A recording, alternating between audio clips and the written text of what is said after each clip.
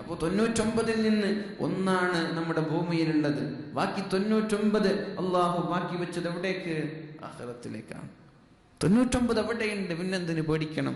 അതുകൊണ്ട് അള്ളാഹുവിലേക്ക് മടങ്ങുവീൻ. അള്ളാഹു തൗഫീഖ് ചെയ്യട്ടെ.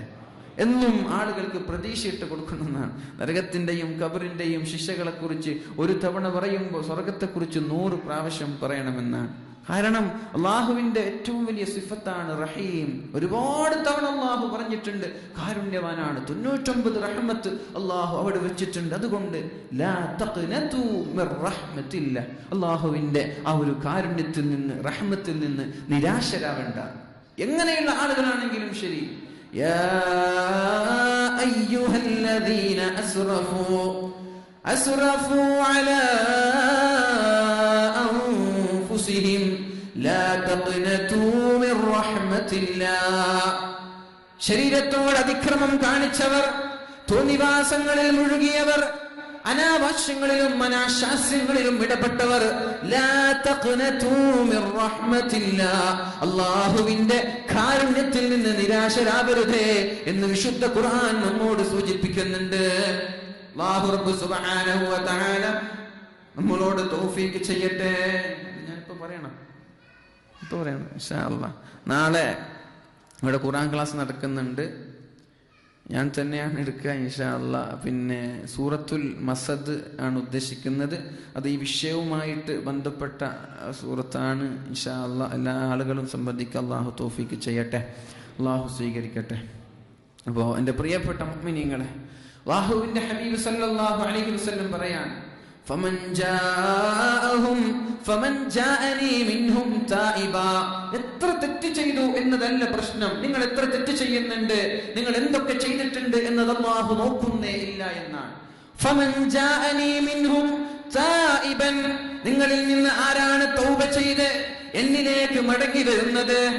യാ അല്ലാഹ്, ഞാൻ നിന്നിലേക്ക് മടങ്ങുന്നു, ഇനി ഒരിക്കലും ഞാൻ തെറ്റിലേക്കില്ല എന്ന് പറഞ്ഞിട്ട് ആരാണ് എന്നിലേക്ക് മടങ്ങി വരുന്നത്? ഞാൻ അവനെ സ്വീകരിക്കുന്നത്.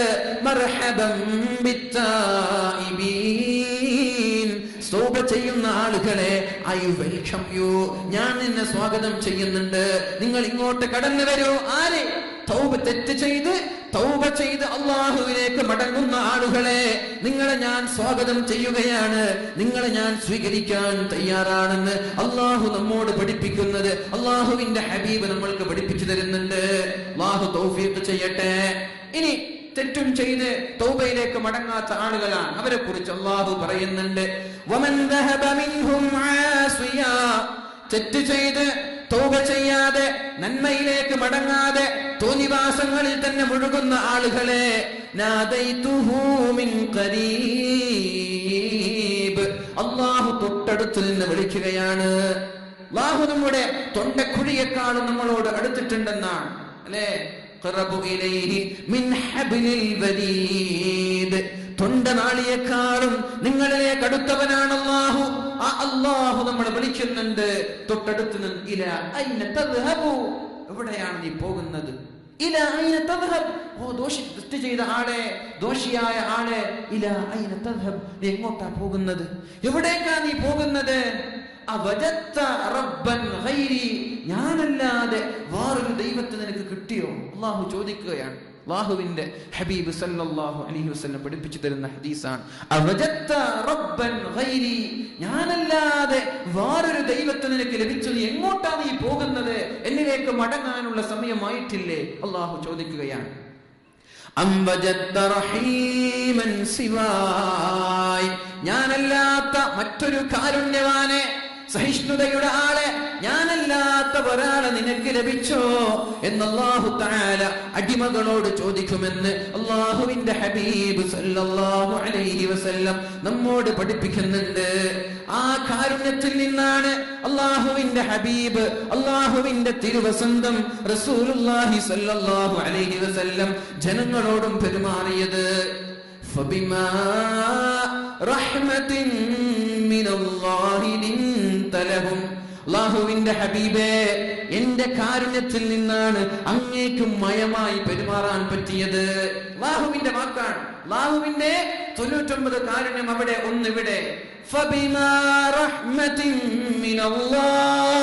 അള്ളാഹുവിന്റെ കാരുണ്യത്തിൽ നിന്നാണ് നബിയെ ലിൻതലഹും, നിങ്ങൾ അവരോട് സൗഹാർദ്ദം പെരുമാറുന്നത്, മയത്തോടെ പെരുമാറുന്നത്, അവർക്ക് സഹിഷ്ണുത കാണിക്കുന്നത്, അവർക്ക് കാരുണ്യം പഠിപ്പിച്ചു കൊടുത്തത് എന്തുകൊണ്ടാണ്?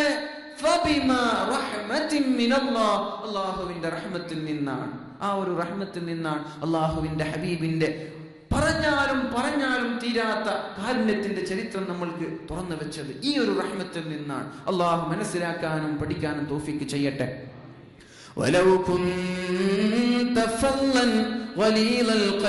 അല്ലാഹുവിന്റെ ഹബീബേ, നിങ്ങളൊരു ദേഷ്യക്കാരനായിരുന്നുവെങ്കിൽ, ഒരു പിടിവാശിയുള്ള ആള്, ഒരു മർക്കട മുഷ്ടി, പെട്ടെന്ന് ദേഷ്യപ്പെടുന്നവൻ, അവനവന് പ്രശ്നം അതാണ്, പെട്ടെന്ന് ദേഷ്യപ്പെട്ടു പോവാണ്. പിന്നെ ചിന്തിക്കും, പടച്ചോനെ ഇത് വേണ്ടായിരുന്നല്ലോ. അള്ളാഹു നമ്മൾക്ക് ക്ഷമിക്കാനുള്ള കഴിവ് നൽകട്ടെ.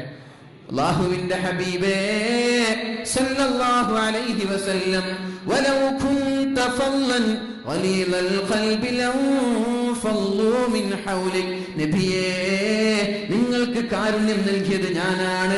ഈ കാരുണ്യം കൊണ്ടാണ് ആളുകൾ ഇസ്ലാമിലേക്ക് കടന്നു വരുന്നതെന്ന് അല്ലാഹുവിന്റെ ഹബീബ് സല്ലല്ലാഹു അലൈഹി വസല്ലമ തങ്ങളോട് അല്ലാഹു പഠിപ്പിക്കുന്നുണ്ട്. ആ ഒരു കാരുണ്യം കൊണ്ടാണ് ഇസ്ലാമിലേക്ക് ലക്ഷക്കണക്കിന് ആളുകൾ കടന്നു വന്നത്. അന്ന് ഇങ്ങനെയുള്ള പ്രഭാഷണങ്ങളൊന്നും ഇല്ലല്ലോ. ഉണ്ടെങ്കിൽ തന്നെ ഒരു 10-15 മിനിറ്റ്. സ്വഭാവം കൊണ്ടാണ് ദാഇകൾ, വഅദ് പറയുന്ന ആളുകൾ, പ്രഭാഷണം നടത്തുന്ന ആളുകൾ അവരുടെ ജീവിതത്തിൽ നിന്ന് തന്നെ പ്രബോധനം ഉണ്ടെന്ന്. അങ്ങനെ ജീവിക്കണം. വഅദ് പറഞ്ഞിട്ട് നടന്നാ പോലല്ലോ, നന്നാവണം പറയുന്ന ആളുകൾ. അള്ളാഹു നമ്മളെ നല്ലവരിൽ പെടുത്തട്ടെ. നിങ്ങളൊക്കെ ദുആ ചെയ്യുക, അള്ളാഹു തൗഫീഖ് ചെയ്യട്ടെ. അല്ലാഹുവിന്റെ ഹബീബ് സല്ലല്ലാഹു അലൈഹി വസല്ലം മക്കയിൽ നിന്ന് ആട്ടിയോടിക്കുന്നുണ്ടല്ലോ. മക്കയിലെ മുശ്രിക്കീങ്ങൾ കുടുംബക്കാരാണവർ, അയൽവാസികളുണ്ട്, നാട്ടുകാരുണ്ട്, ചങ്ങാതിമാരുണ്ട്. ഈഗോ മനസ്സിൽ വെച്ചത് കൊണ്ട് അവർക്ക് അല്ലാഹുവിന്റെ ഹബീബിനെ സ്വീകരിക്കാൻ പറ്റാത്തത് അല്ലെ. കാരുണ്യത്തിന്റെ വിഷയം പറയുമ്പോ ഒന്നും കൂടി ഞാൻ സൂചിപ്പിക്കുകയാണ്. അല്ലാഹുവിന്റെ ഹബീബ് നല്ല പുഞ്ചിരിക്കുന്ന ആള്, തമാശ പറയുന്ന, ചിരിപ്പിക്കുന്ന ആളായിരുന്നു എന്നാണ്. പക്ഷേ നിസ്കാരത്തിന്റെ സമയം വന്നാൽ വീട്ടിൽ നിന്ന് ഇതുവരെ കണ്ട ആളല്ല, ഇതുവരെ കണ്ട നബിയേ അല്ല, വാങ്ങ് വിളിച്ച പിന്നെ ഗൗരവത്തിലായി പിന്നെ പള്ളിയിലേക്ക് പോകുമെന്ന് മഹദിയായ ആയിഷ ബീവി റളിയല്ലാഹു അൻഹ നമ്മോട് പഠിപ്പിക്കുന്നുണ്ട്. നമ്മുടെ ദാമ്പത്യ ജീവിതം അല്ലെ, കെട്ടുറപ്പ് വേണം. അവിടെ നമ്മുടെ തങ്ങൾ സൂചിപ്പിച്ചിട്ടുണ്ട് ആ കാര്യങ്ങളൊക്കെ. അള്ളാഹു ഇൽഫത്ത് നൽകുമാറാവട്ടെ, അള്ളാഹു ഇണക്കം നൽകുമാറാവട്ടെ. ദാമ്പത്യ ജീവിതത്തിൽ വിജയിക്കുന്ന ആളുകളാണ് യഥാർത്ഥ വിജയികൾ. വീട്ടിലൊരു സ്വർഗം വേണമെന്നാണ്. അള്ളാഹു നിലനിർത്തട്ടെ. ഏതായാലും ആ ദാമ്പത്യ ജീവിതത്തിൽ ഇണക്കം വേണമെങ്കിൽ റഹ്മത്ത് വേണം, മനസ്സിൽ കാരുണ്യം വേണം. ഭർത്താവിന് ഭാര്യയോട് കാരുണ്യം വേണം, അഡ്ജസ്റ്റ്മെന്റ് വേണം. അത് അള്ളാഹുവിന്റെ ഹബീബിന്റെ ജീവിതത്തിൽ നിന്ന് തന്നെ നമ്മൾ പഠിക്കണം. ചെറിയ ചെറിയ സൗന്ദര്യപ്പണക്കങ്ങൾ ഉണ്ടാകും, അത് നല്ലതിനാണ് അല്ലെ. മെഹന്തി റംഗ് ലാത്തി ഹേ സൂഖ് ജാനേ കി ബാദ്, മൈലാഞ്ചി നിറം നൽകുന്നത് അത് ഉണങ്ങിപ്പോയതിന് ശേഷമാണ്. മഹബ്ബത്ത് യാദ് ആതി ഹേ ബിഖട് ജാനേ കി ബാദ്, സ്നേഹം വരുന്നത് പിരിഞ്ഞതിന് ശേഷമാണ്. 1-2 ദിവസമൊക്കെ തെറ്റി പിന്നെ ഒരു സലാം പറഞ്ഞ് സംസാരിക്കുമ്പോൾ എന്തോ ഒരു സ്നേഹം അല്ലെ. 3 ദിവസത്തെക്കാൾ കൂടുതൽ നമ്മൾക്ക് പിണങ്ങാൻ പറ്റൂലല്ലോ, അതിനേക്കാൾ കൂടുതൽ ചൊടിച്ചു നിൽക്കാൻ പറ്റൂലല്ലോ. അപ്പൊ ഒരു പിണങ്ങി, ഒരു സൗന്ദര്യ പിണക്കം, എന്നിട്ട് വീണ്ടും സലാം പറഞ്ഞ് സംസാരിക്കുമ്പോ യാ അല്ലാഹ് എന്തോ ഒരു സ്നേഹം. അപ്പൊ കുറച്ച് പിരിഞ്ഞു നിൽക്കുന്നതൊക്കെ നല്ലതാണ്. എന്നാണ്. എപ്പോഴും കണ്ടുകൊണ്ടിരിക്കുമ്പോ ആ ഒരു സ്നേഹം ഉണ്ടാവൂല.